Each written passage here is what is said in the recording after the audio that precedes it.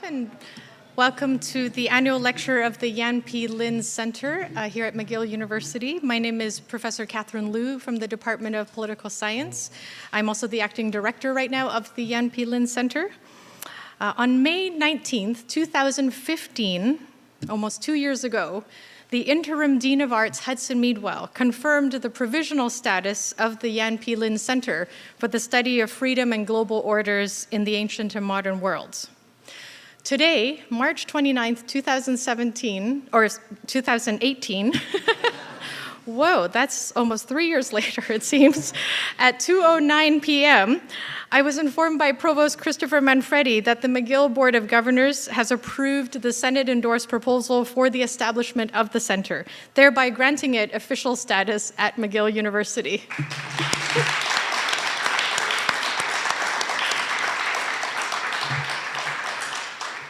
I would like to take this opportunity to thank the donor, Dr. Yan P. Lin, for his generosity and support for the center that marks an ambitious attempt to bring together researchers in the humanities and social sciences from faculties of arts, engineering, and law to engage in normative and historical social inquiry into social structures, social transformations, and ideas about social values from the ancient and modern worlds in regions all over the world. The center is composed of 5 major research groups in global antiquities, in transitions and global modernities, constitutional studies, global justice, and in democracy, space, and technology. And I would like to take this moment to thank the research coordinators of these groups who have basically been the life of the center for the past 2 or 3 provisional years. These are Professors Hans Beck and Griet Vankerbergen, Professors Lawrence Luthi and Tassos Anastasiadis, Professor Jacob Levy, and also Professor Ipek Torelli. Thank you very much for the vibrant intellectual life that you've created at the center.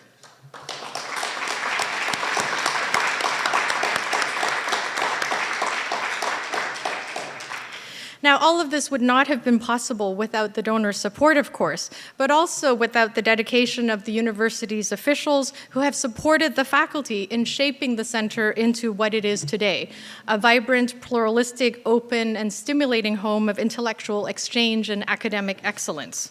So we also want to thank Principal Suzanne Fortier, Provost Christopher Manfredi, the Dean of Arts, Antonia Maioni, and the Dean of Engineering, Jim Neisel, for their efforts in making this center a reality.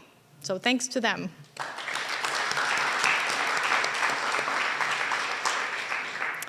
And finally, the labors of this 2-year gestation period, or perhaps 3, have been borne mostly by the center's founding director, Jacob Levy, the Tomlinson Professor of Political Theory and Professor of Political Science and Associated Faculty in the Department of Philosophy at McGill. I can only say that his tenacity, his perseverance, his ability to vent on Facebook have all been extremely important in helping us get to this point and making this an institutional reality at McGill. He is our fearless leader, and we thank him greatly for all of his efforts, and we're so happy that he was able to come back for a little bit of his sabbatical to be part of the annual lecture events today. So thank you very much, Jacob. Do you want to come up and say a few words?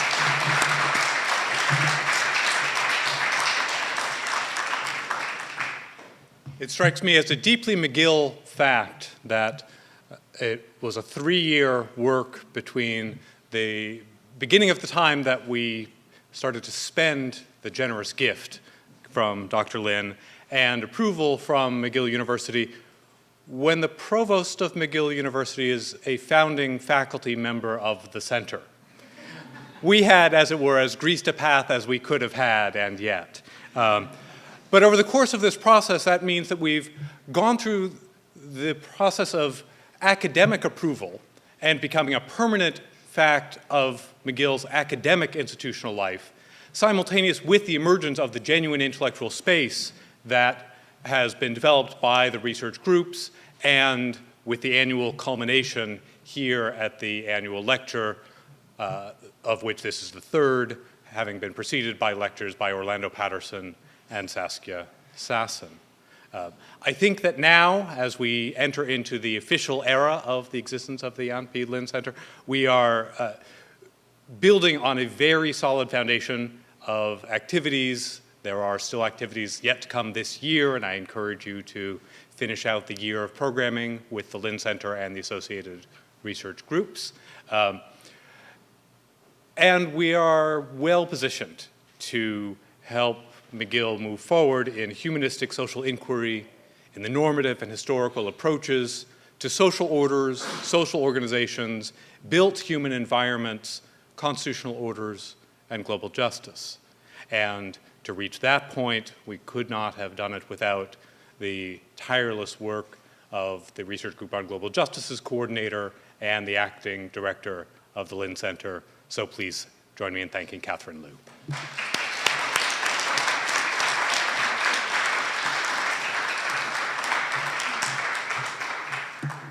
Thank you. Well, now it's my pleasure to get to the official business of this official day. It's sounding very official, and I'm wearing my very official dress as well, which I almost never wear, so nobody recognized me. It's my great pleasure today to welcome to McGill University Professor Timur Kuran, who is Professor of Economics and Political Science, and the Gorter Family Professor of Islamic Studies at Duke University. His talk on clashes with and within Islam, roles of intolerant communities, draws from some of his earlier work and also extends it, most notably from his book, The Long Divergence, How Islamic Law Held Back the Middle East, published by Princeton University Press, an important and influential economic legal history of the Islamic world, studying how Islamic legal traditions shaped and constrained economic institutions over centuries. Professor Kuran's scholarship ranges very widely across the social sciences, including economics, political science, Islamic studies, and history. You probably noticed this is why we chose him, because he happens to be one of the 5 people in the world, perhaps, who could actually talk to all 5 research groups. His research focuses on economic, political, and social change, with emphases on institutions and preferences, and also the economic and political history of the Middle East, with a focus on the role of Islam. His books have been translated into multiple languages, and he is also the editor of several compilations, a trilingual 10-volume compilation called Socioeconomic Life in 17th Century Istanbul, Glimpses from Court Records. And he is currently the editor, one of the editors of a book series for Cambridge University Press, Economics, Choice, and Society, and he co-edits the Journal of Comparative Economics. So it's our great pleasure to welcome Dr. Timur Kuran to speak today at McGill University for the annual lecture of the Yan P. Lin Center. Thank you.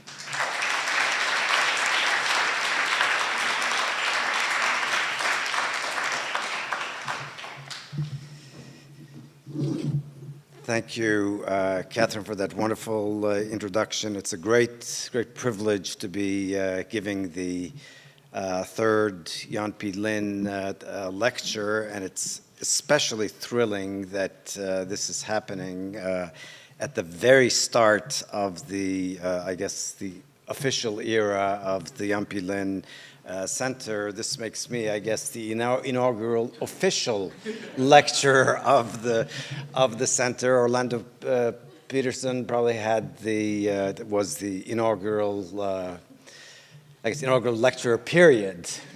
But I guess it makes this especially special. And I was there when Catherine brought the news we were in a meeting with students to Jacob, and you should have seen the smile on his face. It's a wonderful thing to see. So many of us are worried about democratic erosion around the world, including the United States, which has the world's largest economy and most powerful military. This isn't the first time that established democracies have seemed under threat. In the 1940s, Hayek worried that collectivist ideologies were endangering democracies. Hayek feared that even Americans might inadvertently destroy their democracy by putting too much power in the hands of government, which would then be abused. Putting inordinate power in the hands of government is not the only way to destroy a democracy. The destruction is sometimes effected by a foreign power. After World War II, countries behind the Iron Curtain came to be ruled by puppet governments accountable in one degree or another to the Soviets. But in this instance, today, the chief danger to democracy does not come from foreign occupation or collectivist ideologies. The main danger lies, I'd like to suggest, in the erosion of two basic elements of sustainable democracy, which are, first, tolerance for differences of opinion and lifestyles, and second, the willingness to work with people who think differently. Citizenries are split into what I call intolerant communities, communities that are willing to limit the free exchange of ideas and suspend the rule of law selectively for some higher purpose.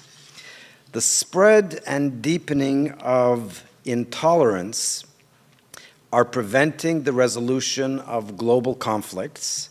I'm going to develop this simple point by highlighting and then relating to one another two conflicts of global interest. The first consists of global conflicts within the Muslim world, and the second, conflicts between Islam and the West. And I'm going to treat the United States as representative of the West. The parallels with Europe and to a lesser degree Canada will be obvious, I think. A chronic source of conflict in the Muslim world is that religious freedoms are generally quite restricted. Deviant Muslims face persecution depending on which sect controls the means of violence. Apostasy is by and large a punishable offense. In most places, apostasy leads to ostracism and persecution. In some places, it's a capital offense. Blasphemy laws are on the books in many countries, and even where they are not, expressions deemed offensive to Islam can elicit violence. Fear of being accused of blasphemy stifles honest discussion about the role of Islam in society and about its effects through history. It blocks discussion also about reinterpreting Islam itself. Malaysia is considered a moderate Muslim country, and in many ways it is.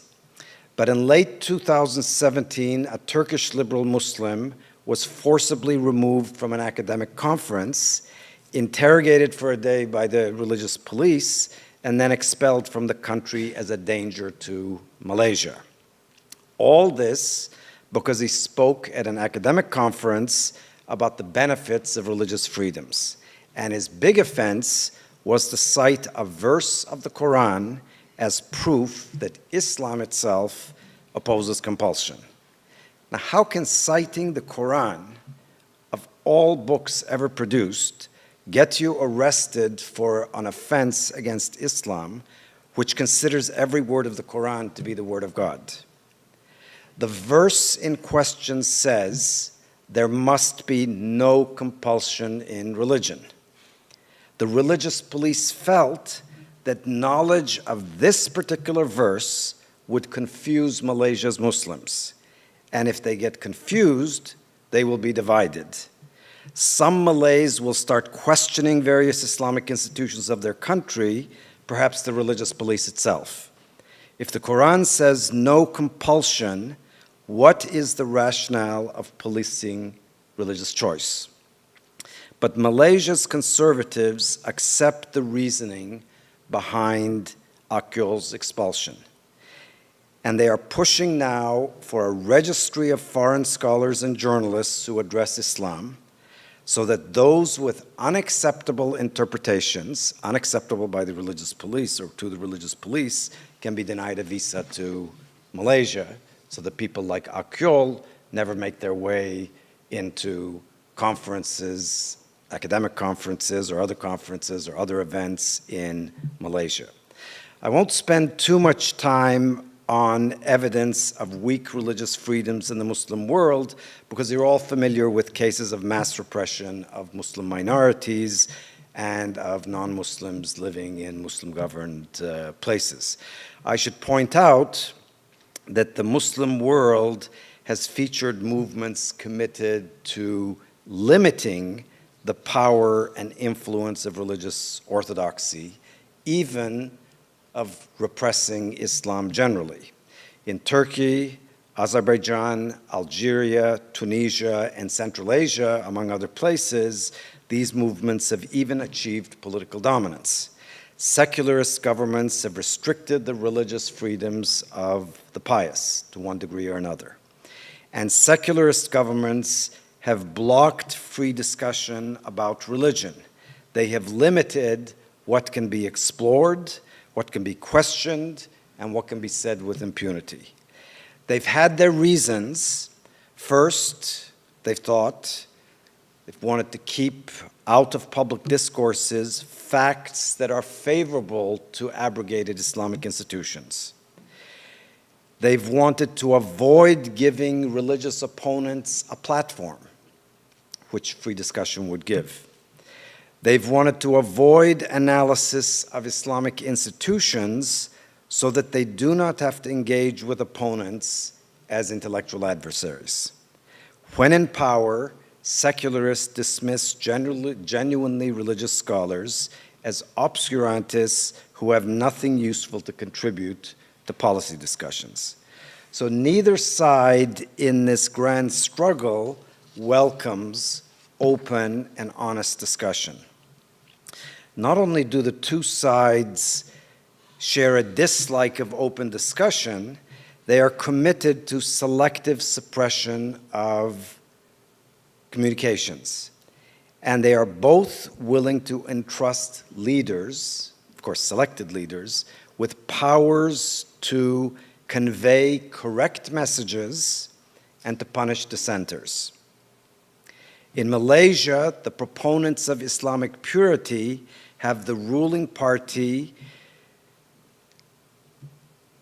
deploy the religious police that deported Mustafa Akil.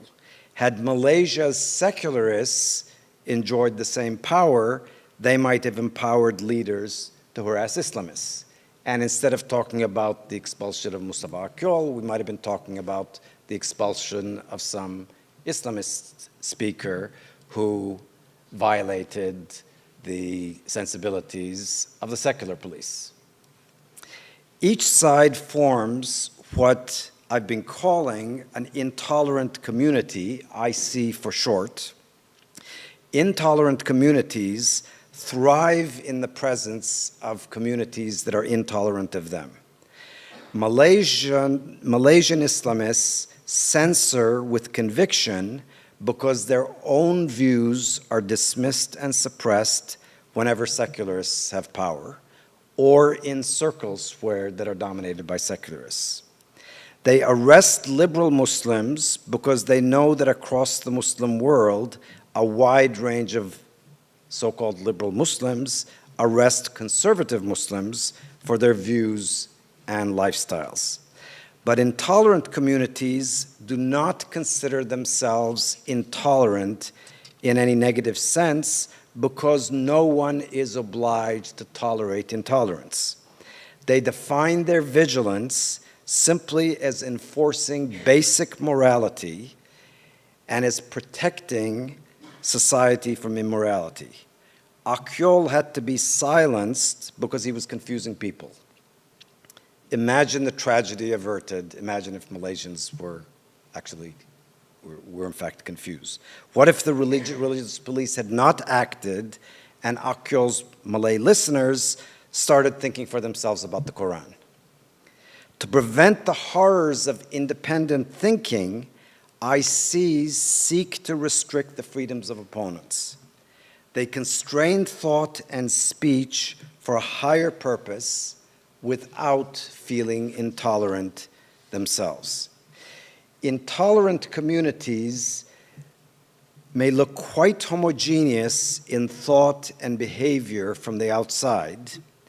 That appearance usually disguises variety, tensions, and disagreement. Islamist communities impose norms of attire, and religious participation on their members. They restrict what their intellectuals can question, what they can say, what they can study. So inner variations remain hidden. The same goes for secularists, of course. In the struggle within the Muslim world over the proper role of Islam, a prominent theme is hostility to the West.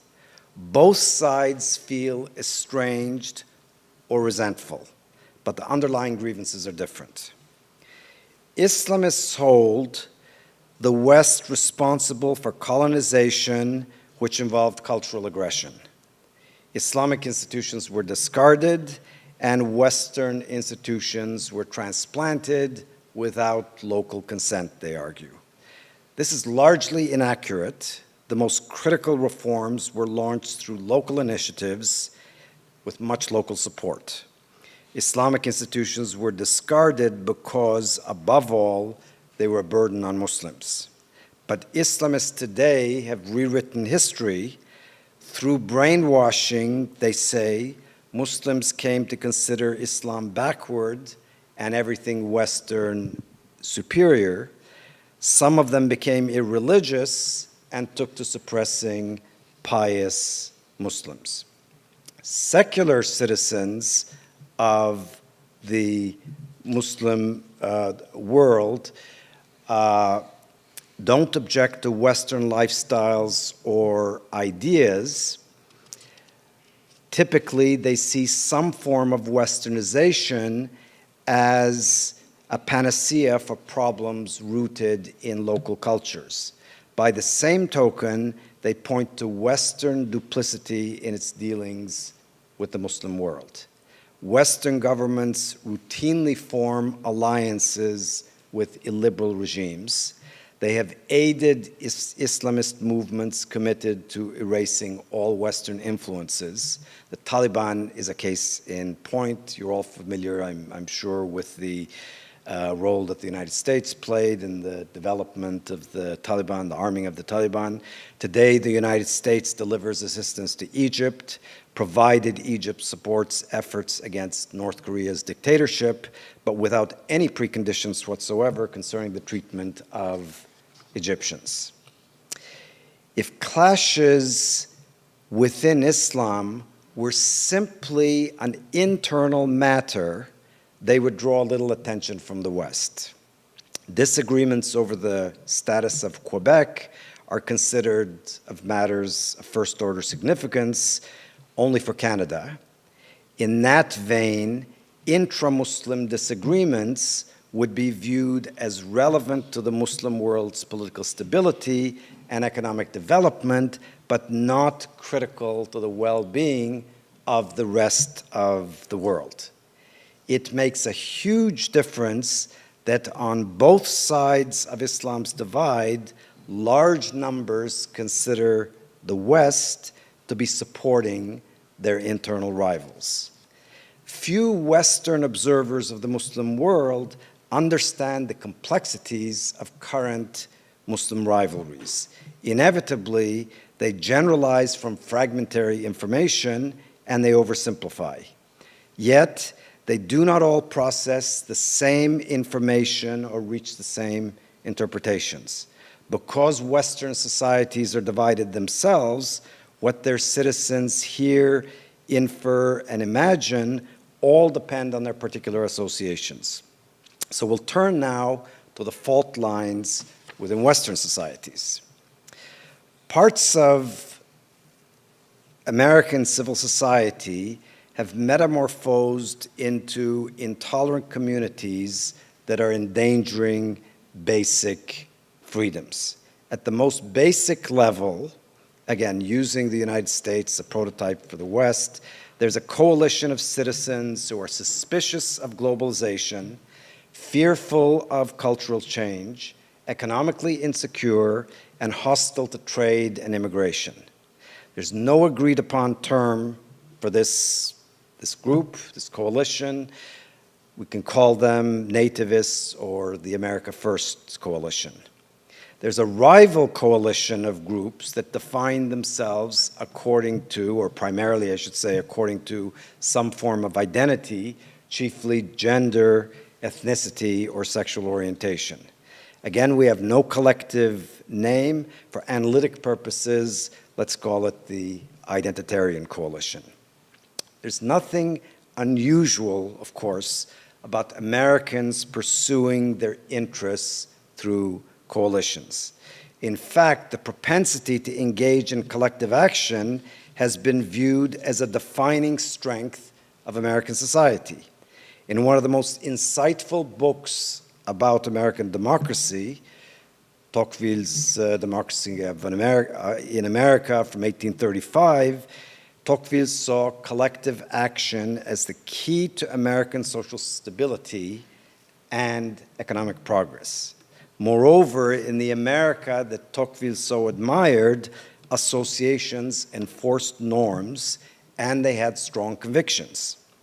A temperate society had strong views about consuming alcohol.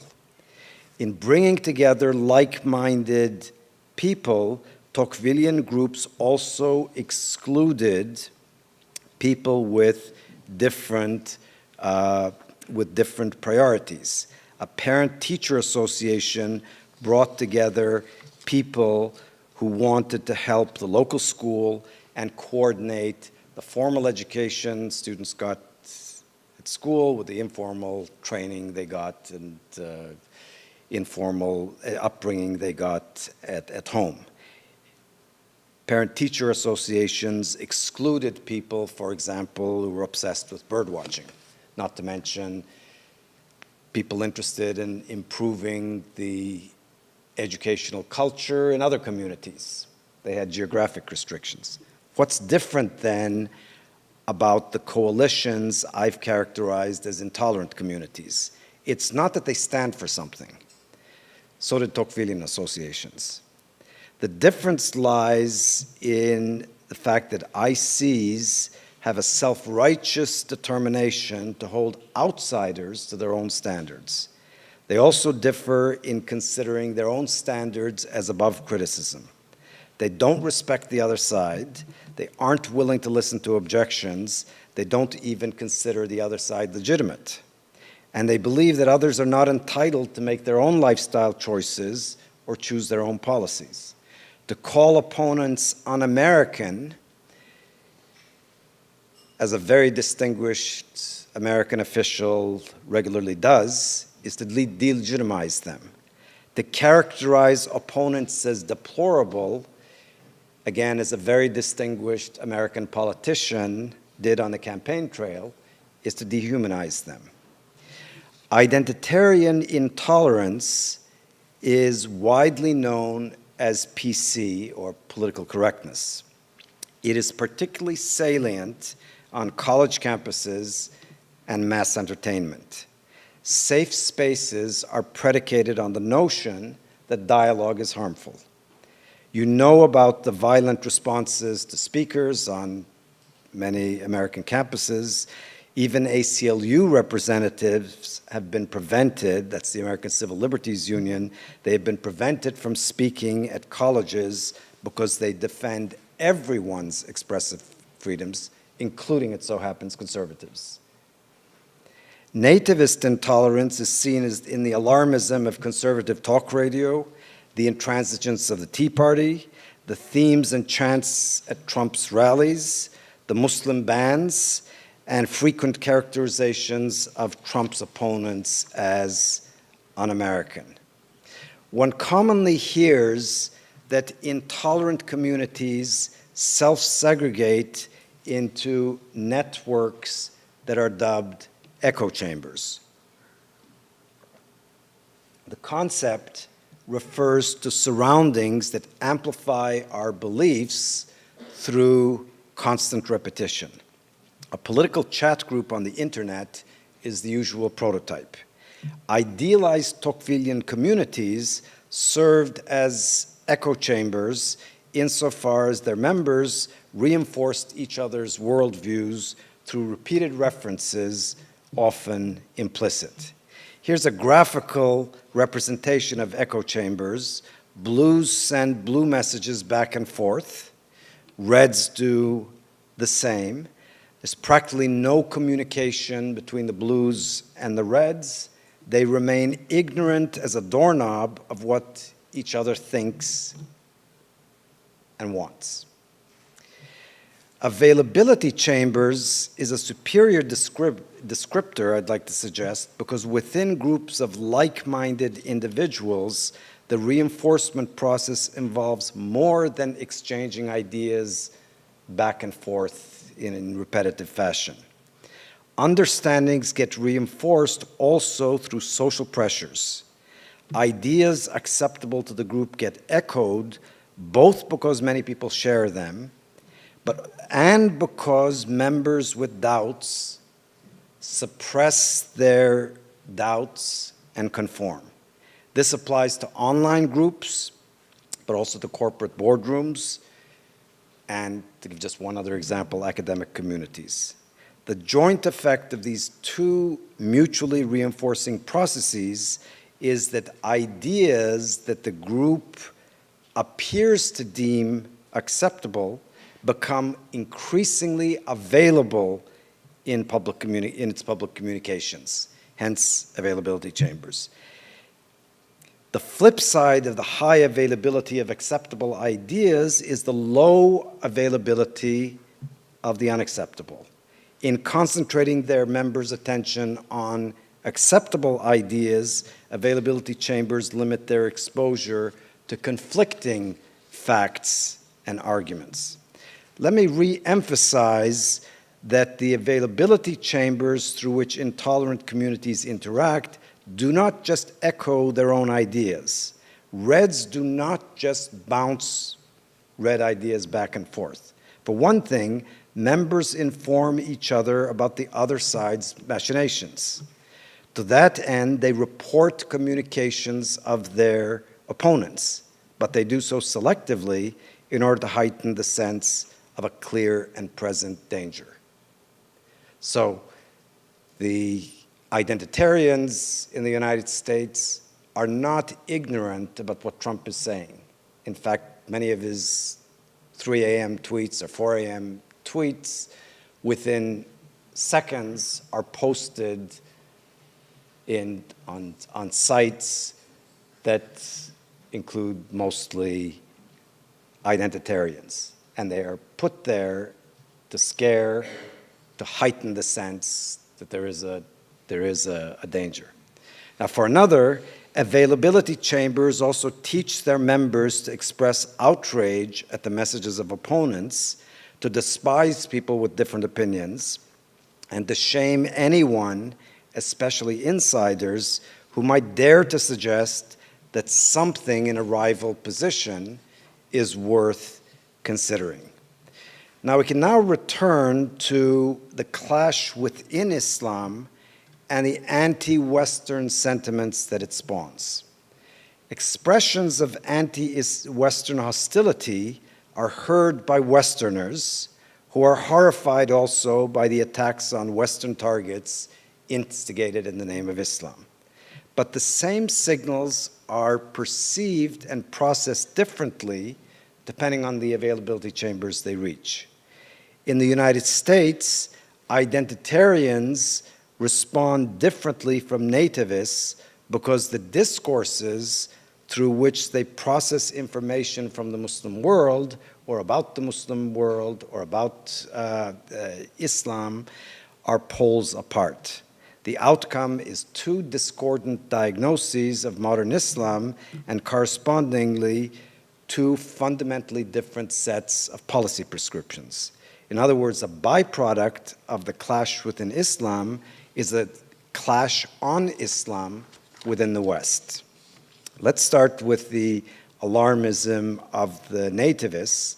The nativists generally consider Islam and Christianity to have been at war for global dominance for a millennium and a half. Modern anti-Western activism, they believe, is a continuation of historical anti-Christian activity. From that perspective, it seems outrageous that the West has allowed tens of millions of Muslims to settle in Europe and North America. The nativists, it means that the West has allowed a fifth column in its midst. The nativists believe that Muslims are deliberately refusing to assimilate, and by virtue of their high birth rates, their beachheads in the West will only expand over time.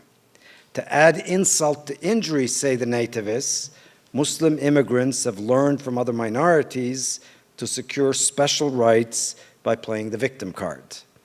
Their discrimination claims resonate with identitarians who now include Islamophobia among the strains of prejudice that breed chronic inequality.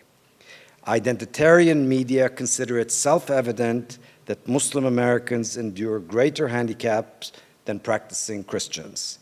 In fact, say the nativists, the reverse is true. The secularist Islamist clash within the Muslim world barely catches nativists' attention.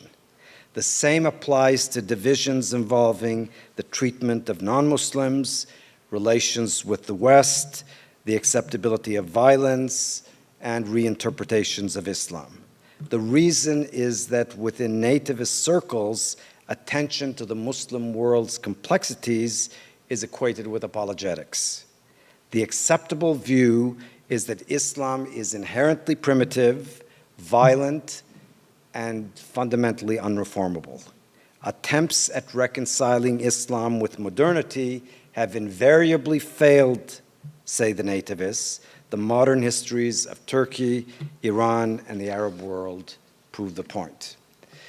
To move now to the identitarian positions, they discount the history of Christian-Muslim hostility.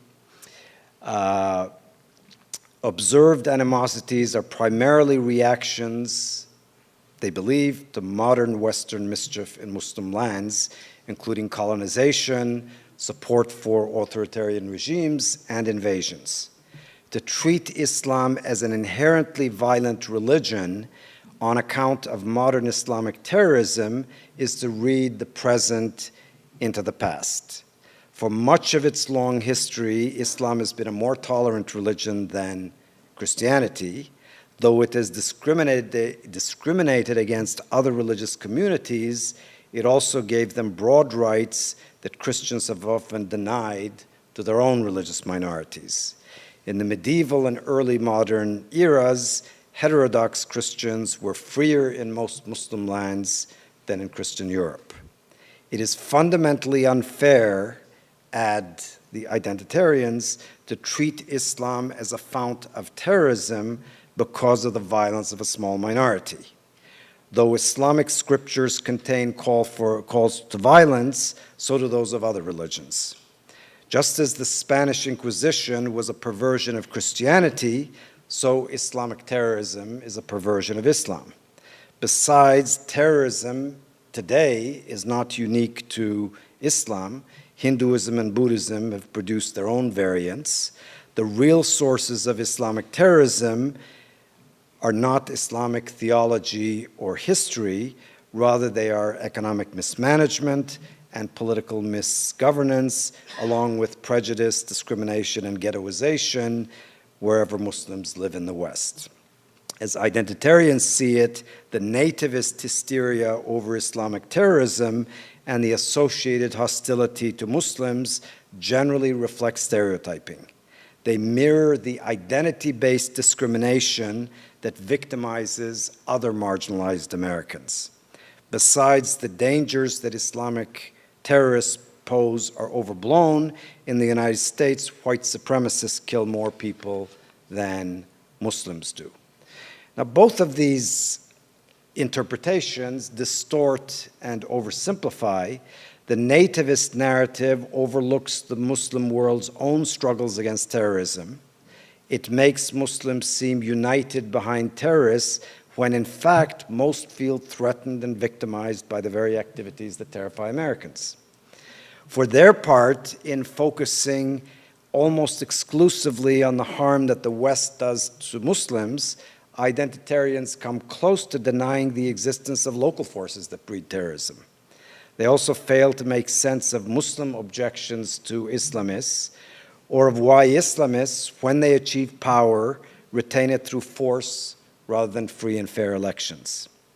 An unfortunate side effect of these discordant interpretations is the absence of meaningful dialogue between the identitarians and nativists. The interpretations are so far apart that potential bridge builders would not know where to start a conversation. Another side effect of this absence of dialogue is the compromising of the West's capacity to help the Muslim world sort out its problems. The caricatures drawn by nativists alienate powerful Muslims, including those generally sympathetic to the West and receptive to its core values. They offer no policy prescriptions at all to deal with educational, economic, political, or social challenges. By the same token, they aggravate global conflicts through two channels: first, by making peaceful Muslims fear the West, and second, by sowing sympathy for Islamists who espouse violence. Now, one might expect the identitarian focus on the West's harmful policies to resonate with broad groups of Muslims. In fact, they alienate liberal and secular Muslims who consider the identitarians out of touch with deep problems of the Muslim world. Thus, liberal Malays see identitarian discourses as irrelevant to their efforts to promote religious freedoms for everyone, including Muslims. And liberal Turks consider identitarian discourses in the West irrelevant to their struggles under an increasingly oppressive Islamist dictatorship to preserve the freedom to pursue secular lifestyles. Discourses focused exclusively on Islamophobia provide no constructive ideas for overcoming homegrown restrictions on Muslim liberties. They generate no insights on how to reframe debates about the role of Islam in a modern society, or on raising the salience of Islam's liberal strains, or on making secular Muslims more comfortable with the public manifestations of Islam, or on raising awareness about the effects of freedoms on economic and political development. The bottom line is that the foot soldiers of European, or in the European and American, North American culture wars, have effectively extirpated themselves from the global debates to solve the problems of Islam. Neither side has appreciable influence on critical debates underway in the Muslim world. In our increasingly interconnected world, intracommunal and intercommunal conflicts can feed on each other. Indeed, clashes within the Muslim world and those between Islam and the West have become mutually reinforcing. Yet interconnectedness also provides opportunities to alleviate tensions. If somehow initiated, constructive dialogue between rival Western communities could help to develop ideas for resolving disagreements within the Muslim world. Although censorship and self-censorship within the Muslim world might limit the dissemination of compromises, constructive ideas would spread also through social media and word of mouth. If dialogue were to get started, a virtuous circle of conflict abatement could come into play.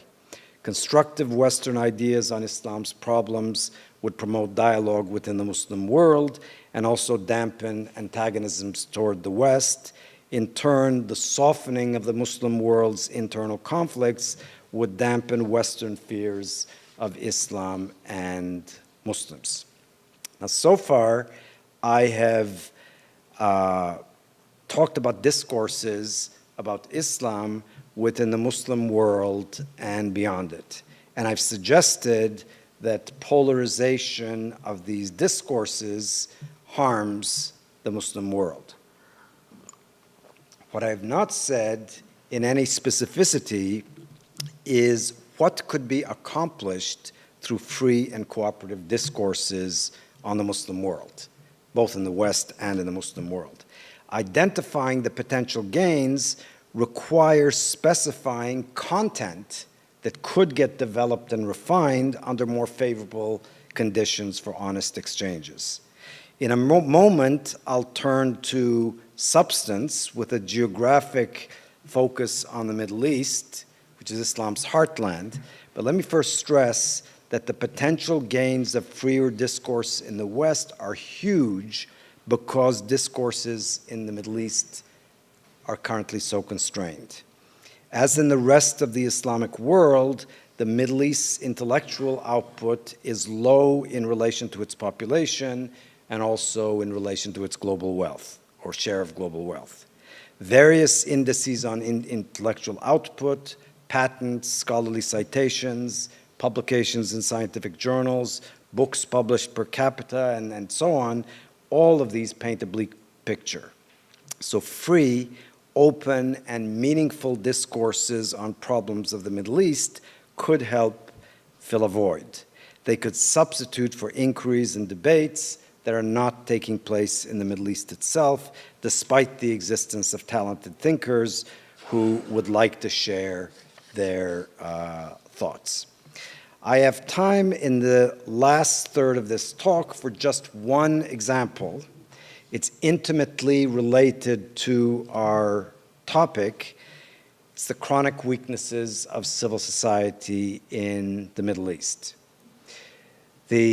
To develop this point, I ask each of you to bear with me as I cover some economic and political history. I assure you that it will lead to some implications for the present, and I will wrap up with those implications. So civil society refers, of course, to the web of privately formed and managed associations, the web that Tocqueville discussed in the context of the United States. The checks and balances that democracy requires can be built into the state.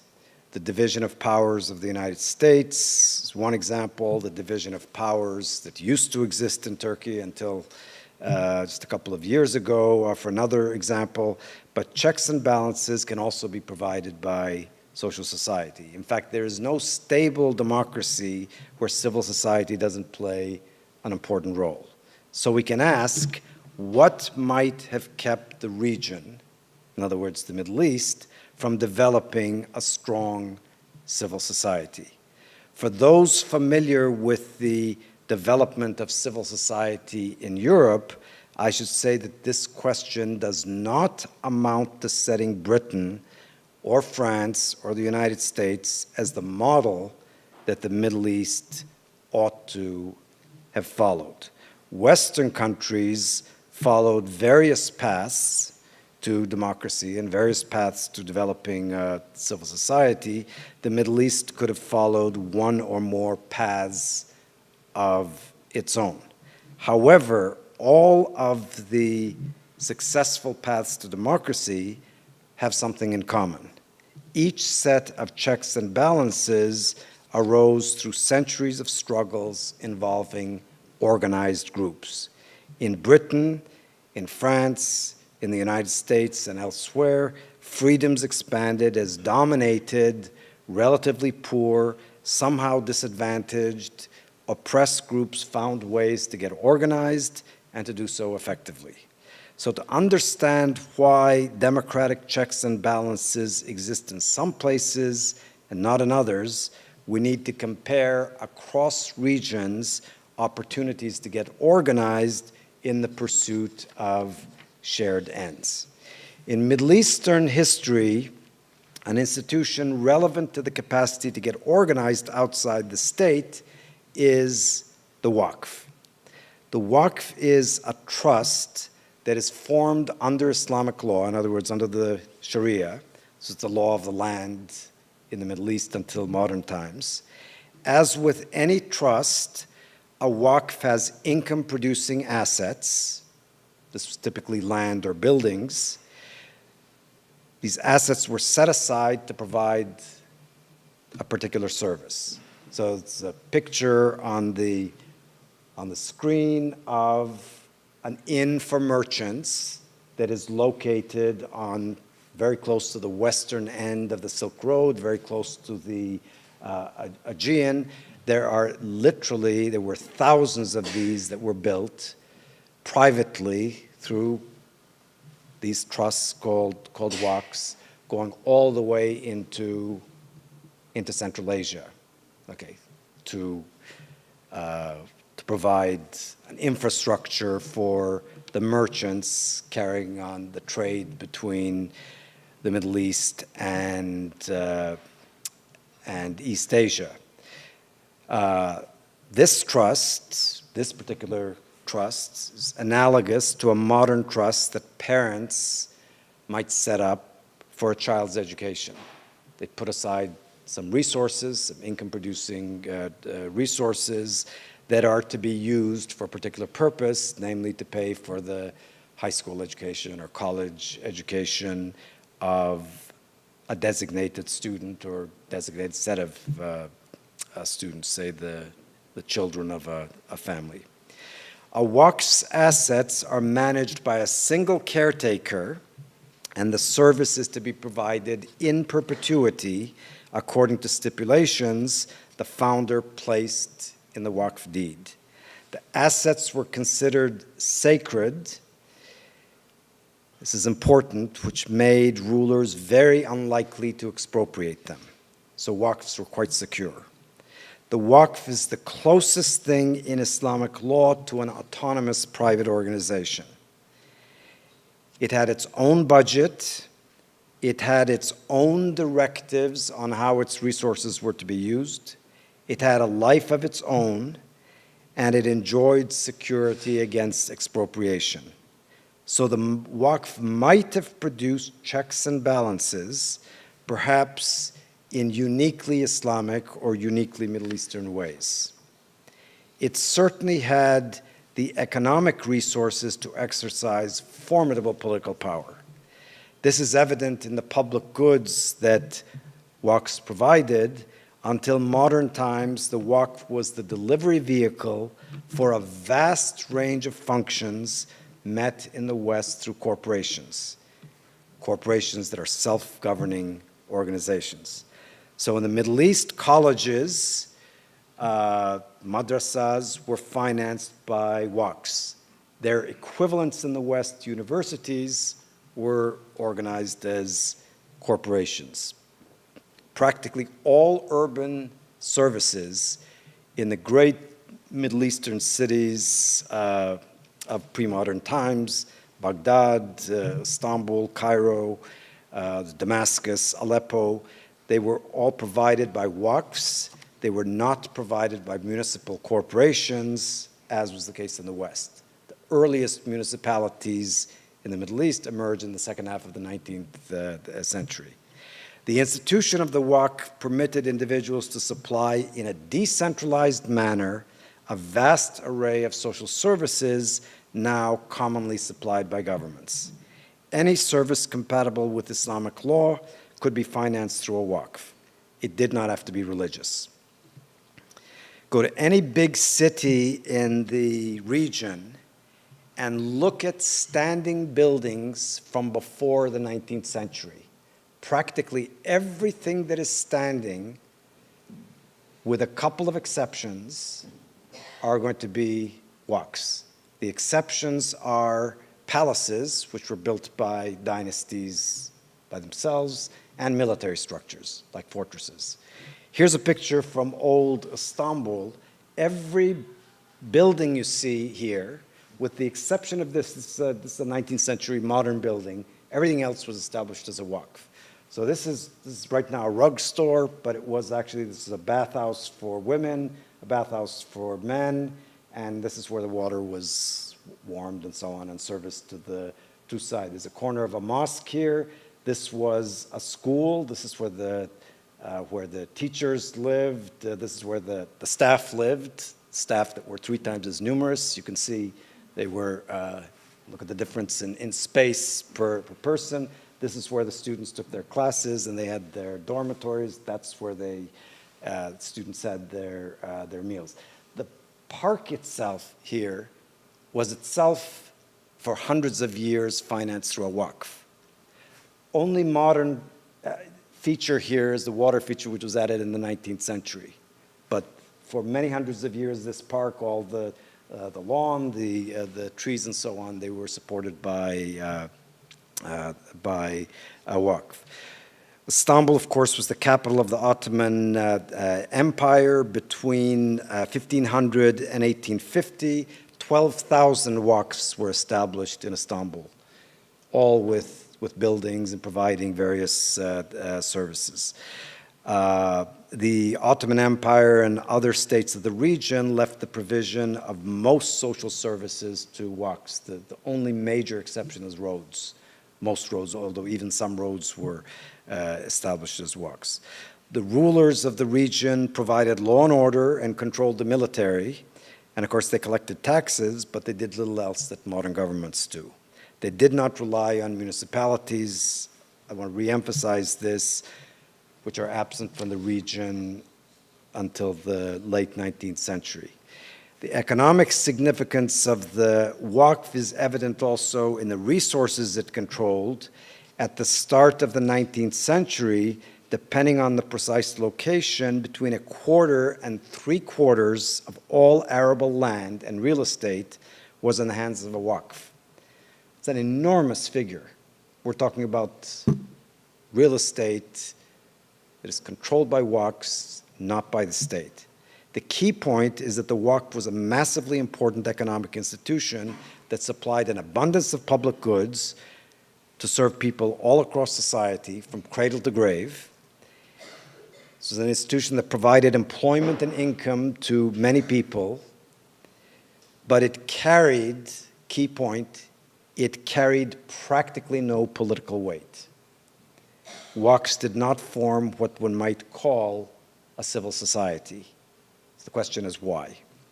Well, first, by design, the Waqf was a rigid institution.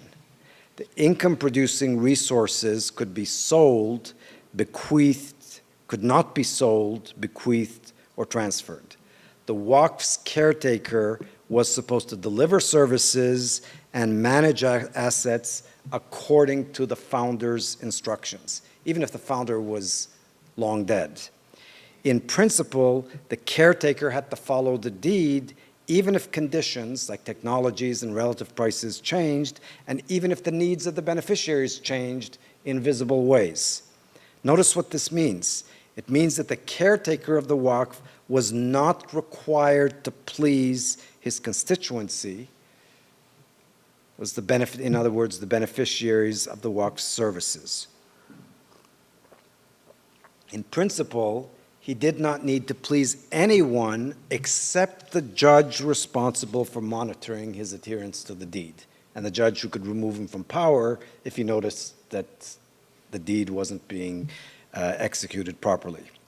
The preferences of the founder, as interpreted by the caretaker and the supervising judge,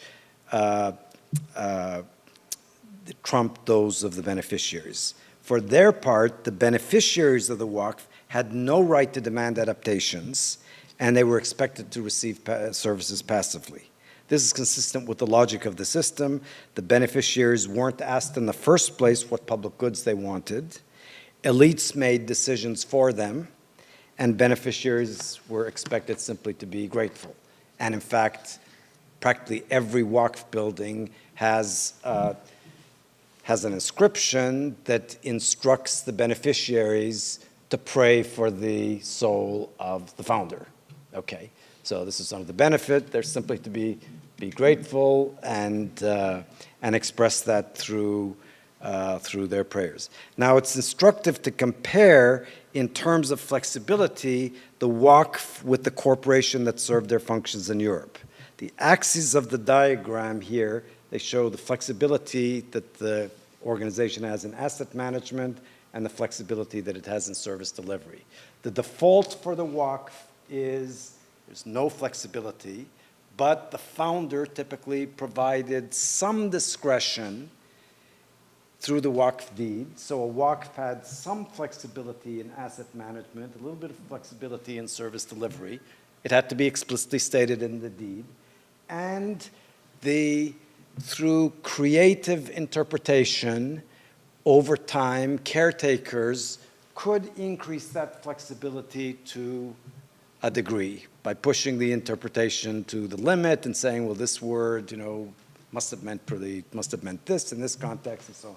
So the default for a corporation is this corner, full flexibility, but the founders of the corporation will, of course, restrict it. If they're founding a university, they're going to put into the charter that it has certain obligations to teach students and so on. It's not going to be a hospital. It's not going to be building roads. The resources have to be used for a particular purpose. Again, of course, so a corporation will be restricted to a degree.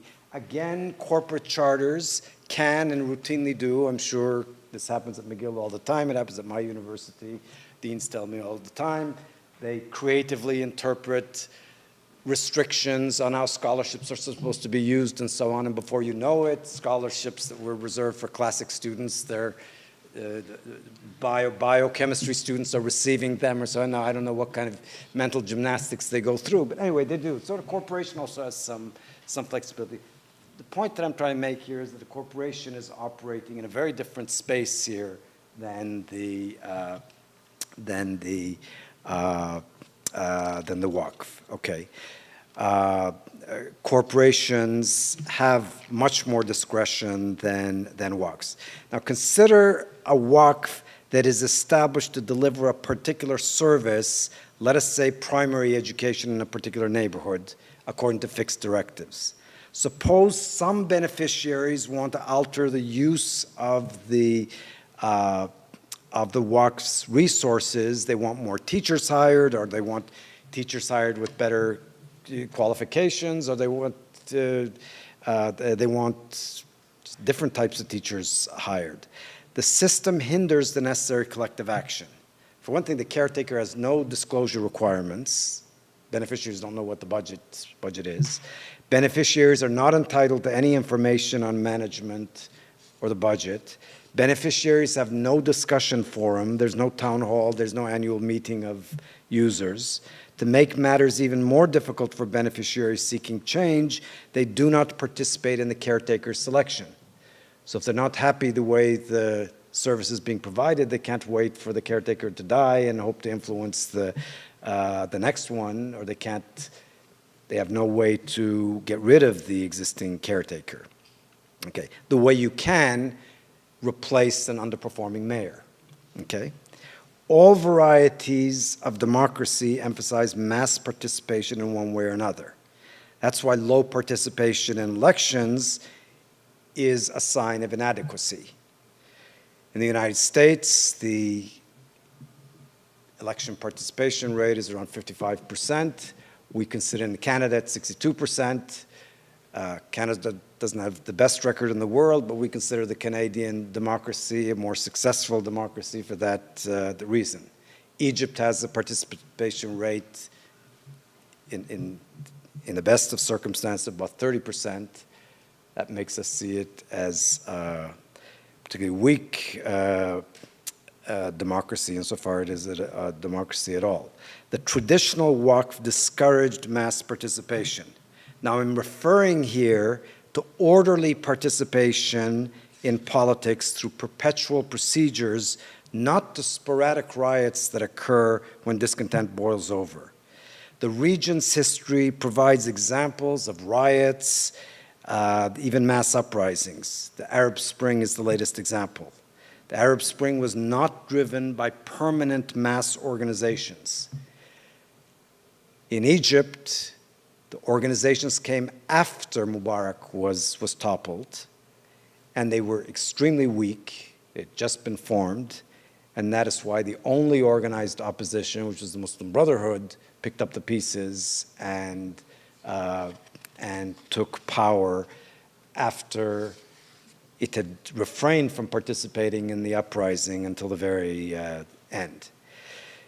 Said long-term implications, people did not develop political skills that are critical to democratic governance. What are these? How to organize, how to communicate ideas, how to negotiate politically, how to treat compromise as a step toward achieving an end rather than a sign of defeat. These deficiencies would have made it difficult to build a democratic system in the future. We've been witnessing this in the Middle East. And I haven't exhausted the channels through which the Waqf limited the development of civil society and therefore the capacity for free discourse. Suppose that in spite of the difficulties I've just mentioned, a Waqf caretaker and beneficiaries somehow agree to lobby for some complimentary service. Let us say they want to lobby for a road, okay? The Waqf runs a school, and everyone who benefits, the user, the staff, the students, their parents, and so on, they all want the road built, okay? There are other Waqf-run services in the area. There's a fountain, there's a hospital, there's a mosque, let's say. Their constituencies will also benefit. These communities of beneficiaries will achieve their goal more easily if they form a coalition than if they each lobby independently without coordinating with each other. Unfortunately, Waqfs cannot merge resources unless the founders have explicitly given authorization. And that rarely happened because the founders could not anticipate what the needs would be hundreds of years down the road. They cannot form a super Waqf. In any case, a judge can block joint lobbying on the ground that it can fuel politics threatening to the ruler. There are no federation of Waqfs or associations of educational Waqfs or regional Waqfs associations in Middle Eastern history. Nothing that would correspond to the coalitions that were formed in Europe among cities that, of course, fulfilled the roles that Waqfs did. If coalitions had formed historically, some of them may have gained permanence. They could have started an indigenous democratization process. Checks and balances could have emerged through that process. Since the Arab Spring, Arabs have complained incessantly about how they're divided, how they can't form stable coalitions against the state. This isn't a new pattern. Historically, civil society, not just in the Arab world, in the neighboring countries as well, it's been very fragmented. The Waqf had other lasting effects on political performance in the Middle East. I'll mention just one more and then wrap up by reconnecting with my central theme. Waqf services were not necessarily inefficient at their founding. Often they became inefficient over many centuries as new technologies, changing trade routes, etc., made it socially optimal to alter how the Waqf's resources were spent. Remember that a Waqf caretaker's authorization to modifying spending was very limited. Inevitably, many caretakers sought to circumvent the stipulations in their deeds, and for this they needed the cooperation of the local judge overseeing the Waqf's management. Typically, the desired changes were allowed in return for a bribe. The bottom line is that in the Middle East, a vast range of adjustments to changing technologies and changes in global economic patterns involved corruption. Most of these adjustments were ones that European corporations, the counterparts of Middle Eastern Waqfs, could make on their own, legitimately, without needing anyone's approval and without having to bribe someone. The point isn't that corruption is uniquely Middle Eastern. Of course it's not. Corruption is universal. But in opting to provide public goods through rigid Waqfs rather than self-serving corporations, the Middle East inadvertently created an especially salient and widespread culture of corruption. Waqfs were largely nationalized in the 19th century. Their dismissed officials were accustomed to bribing judges for routine managerial decisions. Many of these officials received positions as payoffs for going along with the nationalizations in the new bureaucracy. In dealing with citizens, they began to behave as judges had always dealt with them. A byproduct of this persistent culture of corruption has been to raise the cost of making and enforcing laws.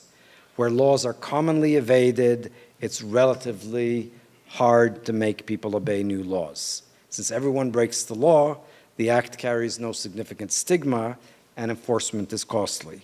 Consequently, laws enforced at low cost elsewhere don't get enforced. Traffic regulations, rules against littering, tax laws are openly flaunted in the Middle East even today. This is partly because for centuries, circumventers of the law enjoyed greater tolerance. Although the traditional Waqf is gone, the limits I've discussed and the consequent corruption contribute to explaining why political performance is weak by global standards. Here are some of the key problems. There are institutional legacies, rule of law is weak, civil society is chronically weak, private organizations are vulnerable to government capture. There are behavioral legacies, corruption is high, trust in institutions is low. It's only recently, only in the last century and a half or so, that people have started to deal with perpetual organizations that are actually responsive to them, as opposed to Waqfs that provide services but are not responsive to their preferences. The roots of these problems lie, I've suggested, to an important extent in an institution that was central to the Islamic economic and political system for a millennium. Social norms that the Waqf put in place were passed on from generation to generation. Habits developed under the Waqf have been transferred to new generations and institutions. Now, the sorts of historical patterns that I've discussed do not get attention in discussions about Middle Eastern development. Within the Middle East, secularists avoid the topic out of a blanket suspicion that every pre-modern institution associated with Islam was a menace. Islamists avoid the topic because it would undermine their claim that everything bad in the region today, everything unfortunate in the region, is a legacy of colonialism. Within the West, including Western academia, identitarians avoid systematic analysis of what went wrong in the Middle East for fear of upsetting local Muslims and hurting their pride. They fear also that attention to flaws of Islamic institutions would discredit the claim that the chief source of modern evils is colonialism.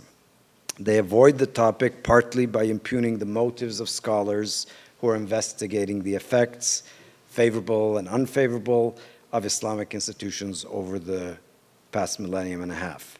Nativists in the United States and elsewhere in the West consider Islam a violent and regressive religion anyway. To them, findings like the ones I've summarized are just minor details.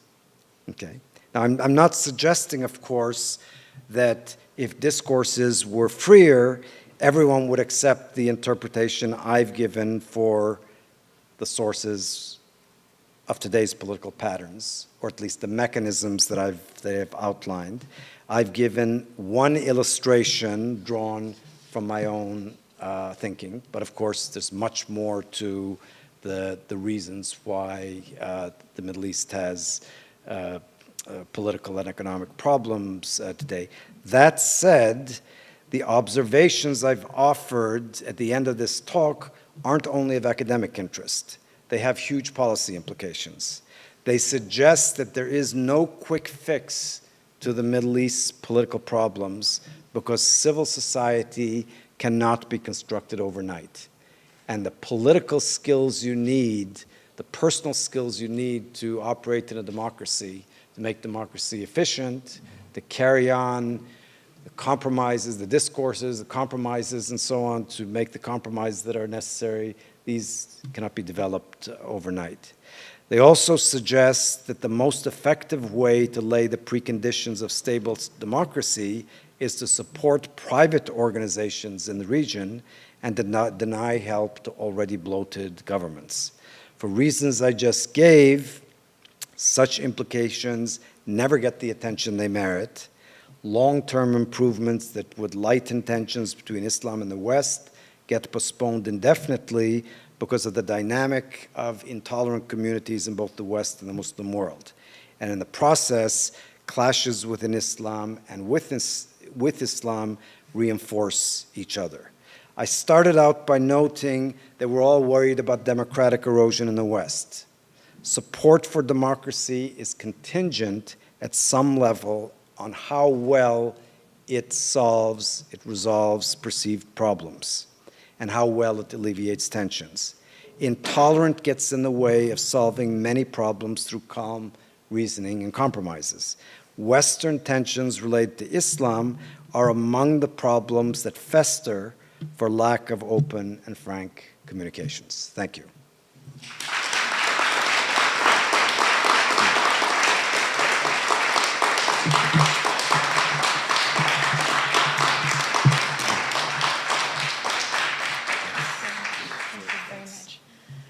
Thank you very much for that very stimulating and provocative lecture. And we now have about 15 minutes for questions. So can I ask people who have questions to come to the mic so that you can be part of the recording? Thank you. Please try to keep your questions short, just because we are running a bit short of time.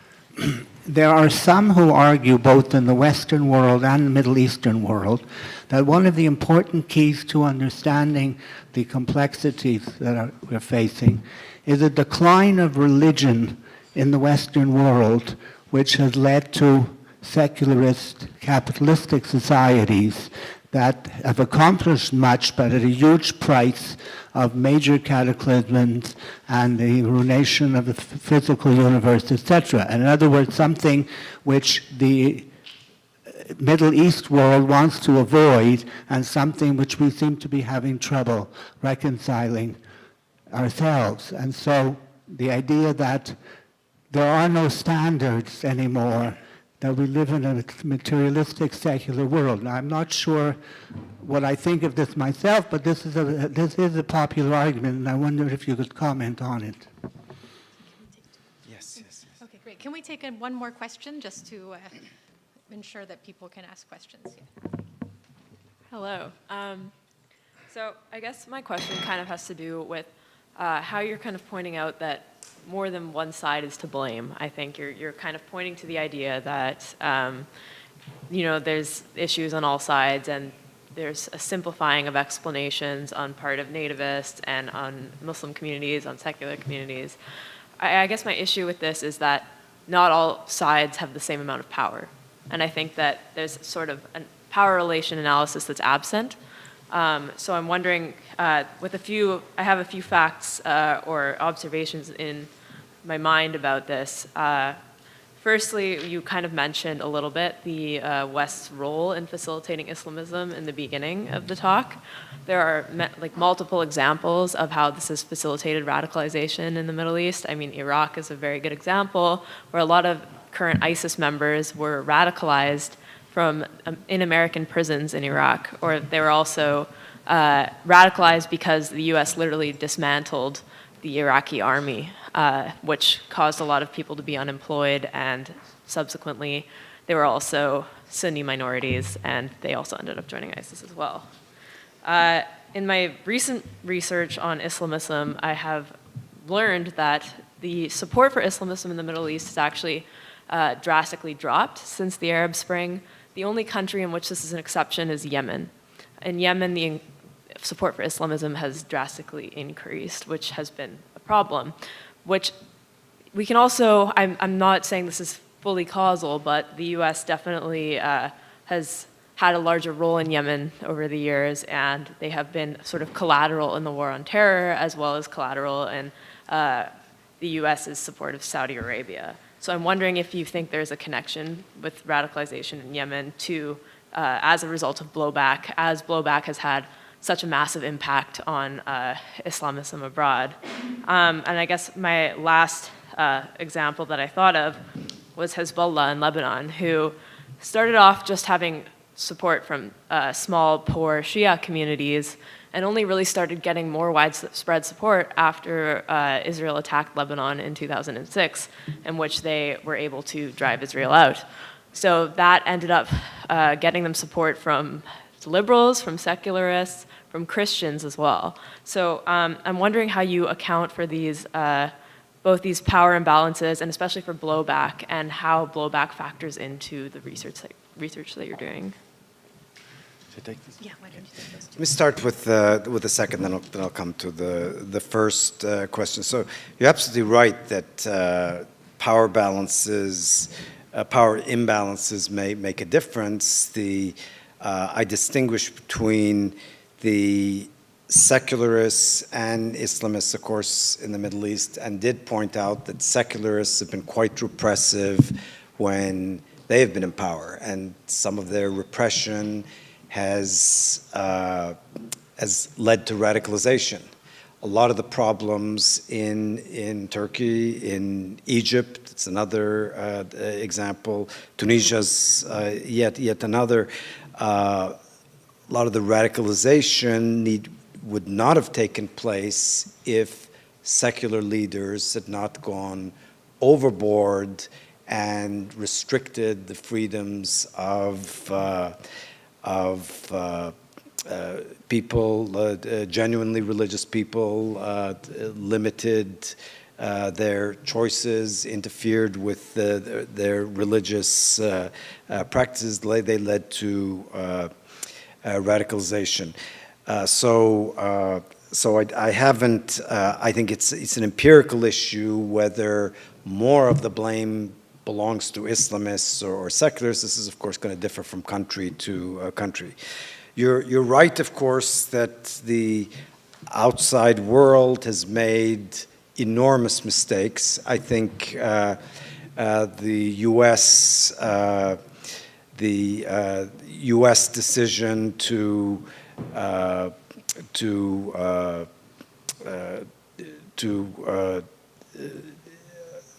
kick out of the Iraqi army all of Saddam's officers, when many of them were not committed supporters of Saddam. They were simply officers who were in a very difficult situation, just trying to earn a living and support their families.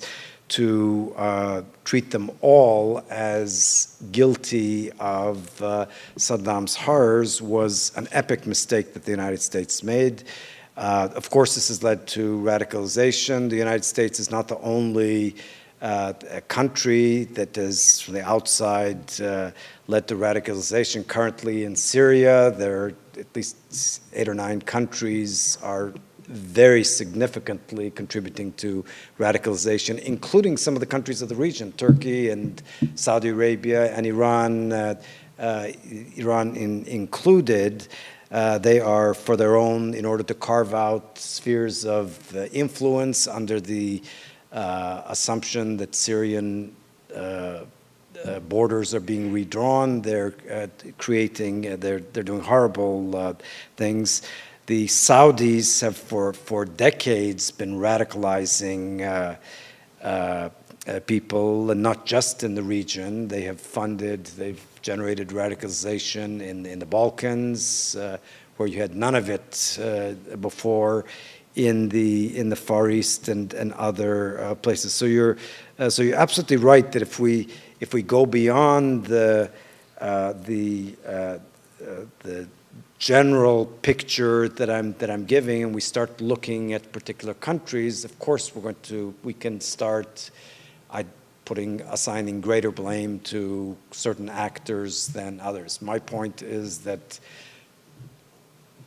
all of the major parties have played a role, and partly, I've tried to emphasize, one of the mechanisms through which they've done this is lack of open discourse, willingness to talk with others.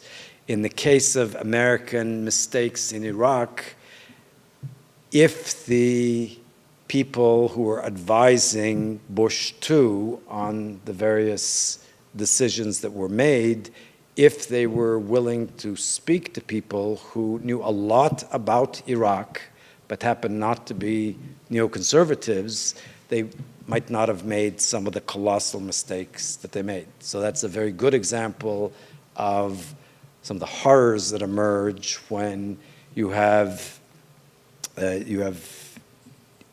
intolerance that prevents you from consulting experts who know a lot just because those experts happen to disagree with you on some things, or just because they might deliver news to you that you don't want to hear. So let me come now to the first question. Is the decline of religion in the Western world this is my understanding, one of the sources of the problem? I don't think so directly, because the groups that especially in Europe that are not religious still have very high standards and a high commitment to human rights. So I think some of the groups in completely non-religious groups in Europe, or international organizations that do not have a connection to any religious organization, have, if anything, dampened some of the tensions by establishing a reputation of being quite even-handed in the region. I'm thinking of organizations like Doctors Without Borders, Amnesty International, other organizations of this sort. So I don't think it's necessarily a problem. And I should point out that there are many people in the Middle East who have become less religious, and they would welcome the opportunity to be able to admit this openly and behave as non-religious. They don't have that option at the moment. Yes. Okay, take more questions. Thank you very much, Professor, for your very insightful talk. A very quick question for you, and I'm mindful of how much time we have. I'm interested in the mechanics of these echo chambers and availability chambers, and I'm wondering if you could speak briefly to some of the causal factors that might exacerbate, sustain these chambers, because I think some of those answers might be very helpful in terms of next steps. And I'm particularly interested in Western echo chambers and how you might see that as sort of the future, the next steps. Maybe this is more of an activist question than anything, but more concretely, what do you see as the causal factors that sustain those chambers, that increase them, that dismantle them? Thanks very much. Can we take one more? Yes, of course. We'll take one more question.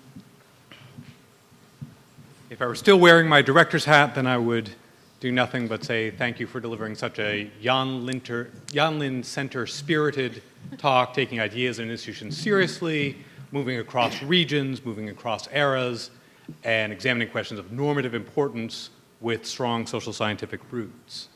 But since I've taken my director's hat off for a semester, I'm free to get in there and actually engage a little.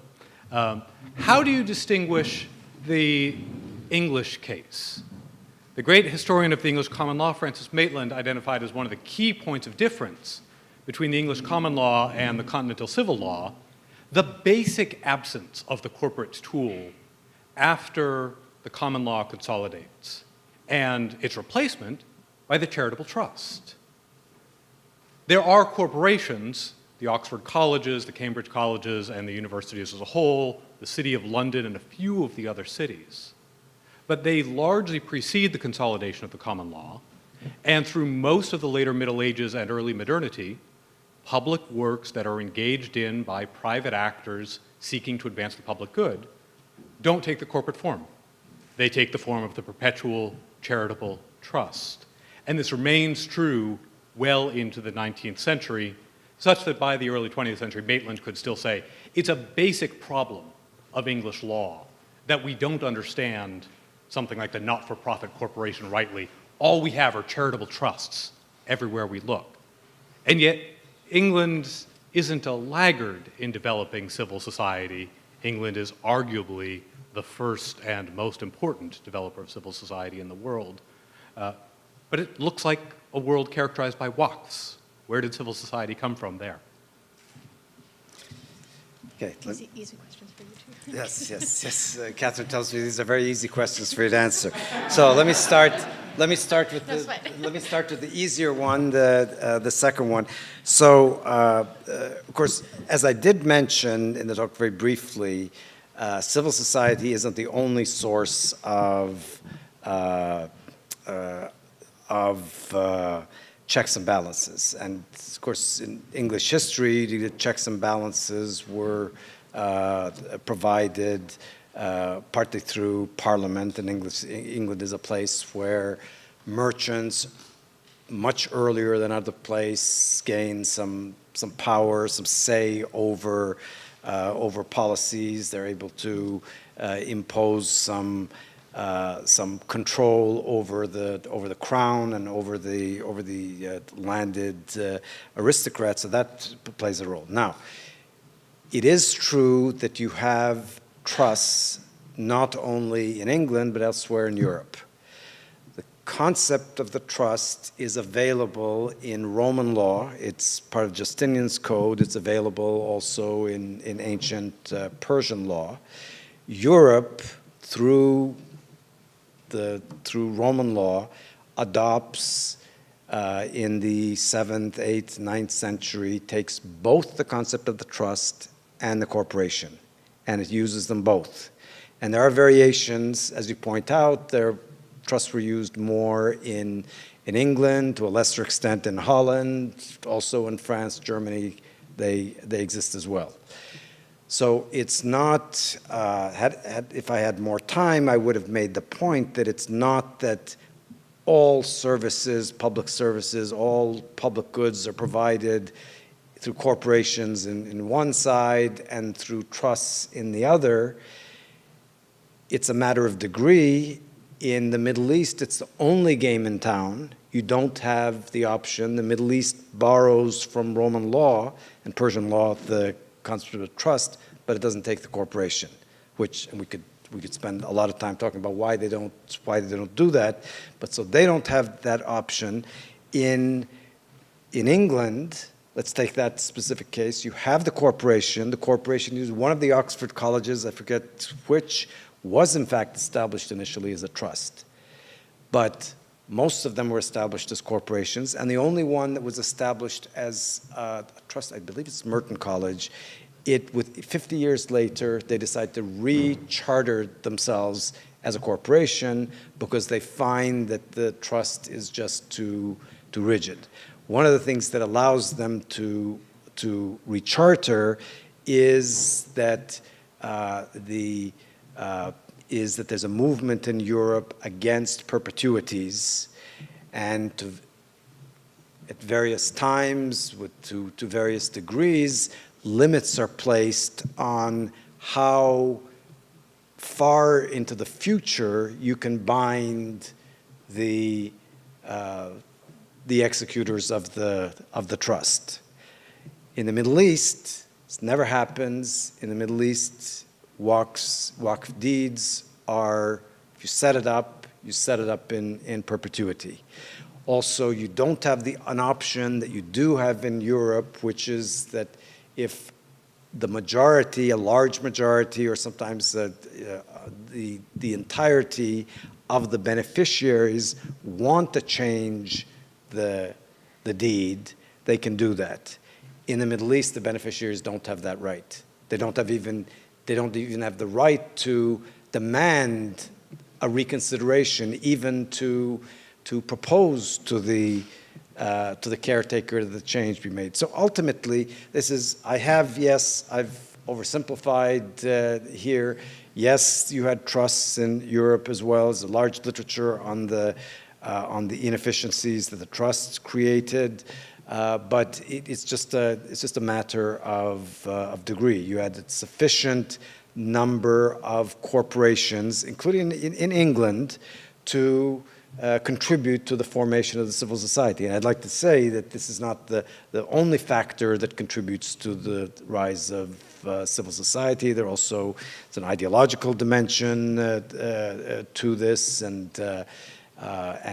that is, again, something it would have taken 20 slides to cover that. So I take the point. It's ultimately a matter of degree. Now, on the first question, as I interpret it, is what can be done when you have availability chambers that are creating inefficiencies and preventing communications and preventing discourses from taking place that would lead to the resolution of problems, that would reduce tensions. What can be done? Well, as I pointed out at several points during the discussion, the members of these availability chambers are heterogeneous. There are many people who are participating in these unfortunate processes that I'm discussing who are not pleased with the outcome. They would like to talk to the other side. They do, even if they're reds or they're blues, they recognize that what they really want is something purple. They recognize that some of the complaints of the other side are valid. They recognize that even if they don't think they're valid, even if they don't like the positions of the other side, they feel that if the society is to hold together, if it's not ultimately going to lead to violence and ultimately to civil war, discussion has to take place, middle ground has to be found. These people currently cannot come out in the open. They have to stay in the closet. Okay. And so what we need is to nurture institutions in society that are uniquely suited to discourse. One of them is to discourses, and discourses among people who don't agree, or at least at the beginning who don't agree, and who should be able to carry on a discussion in a civilized way. One of the institutions, of course, one of the major institutions, the major institution that is set up to do this is the university. And so we have to, those of us who are associated with universities, we have an obligation to do this. I speak to, of course, because of my profession, I speak to academics all day long, either in person or online. I communicate with them. My understanding is that people, whether they're Democrats, most of the case, sometimes Republicans in the United States, most of them don't agree with the hardline positions of their parties. Most of them, if they're basically on the left in the university, are horrified by many of the things that are done in the name of political correctness. They don't approve of the safe spaces movement. They don't approve of prohibiting speakers who carry controversial messages. They feel, on the contrary, that universities should make every effort to bring in controversial speakers, that you learn to think better if you listen to controversial people and you're forced to defend your views. And if it's a good thing to be made uncomfortable. This is why we academics, when we write books, articles to make them better, we present them. We don't just rush into publication. We present them to faculty and students. And the more diverse the views in the audience, the better, because the greater the chances that somebody will say something that will make a light bulb go off, say, I missed something important there. This is very, very important. So we all of us, we have to do this, and we do have, there is, as far as I can tell, there are a lot of people who are willing to do this. Same thing in political systems, who in in political parties. There are people in these polarized societies who are in political organizations and political parties that are radicalized, who don't share all the extreme views. They're unable now to say that they're against some of the radical positions. They're afraid of saying that the other side has something to contribute. They're afraid of saying that they want a discourse, they want a dialogue. So anyway, that's, I think, how we can reduce the harmful effects of the availability chambers that I've talked about.